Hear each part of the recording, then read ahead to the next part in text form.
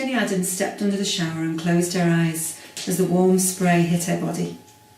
It really had been one of those days, a day when it had been almost impossible to concentrate. The tutor had raced through the lecture on the history of modern art, and although her friend Callie Dawson had helped to fill in the blanks over coffee in the college cafe, the caffeine had done nothing to lift her mood. Jenny was so hungry she was tempted to call in at a fast food joint on the way home, but Jake was cooking tonight. Arriving home with a burger and fries was not an option. She stepped out onto the bath mat, wrapping a towel around her and wiping the steam from the bathroom mirror.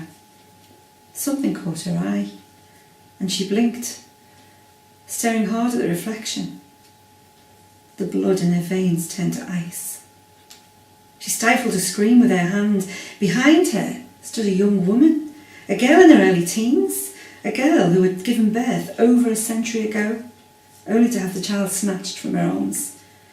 Jenny felt a crushing tightness in her chest as she spun round, only to find that the room was empty.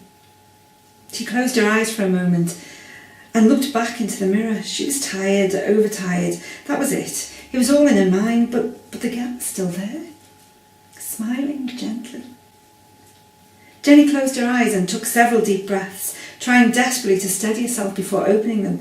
The girl had gone, and her own reflection was shrouded by condensation, but the message written in it was clear.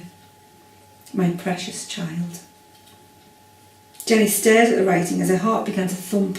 She threw on a bathrobe and quickly wrapped a towel around her head. It wasn't worth dressing for dinner. Not now.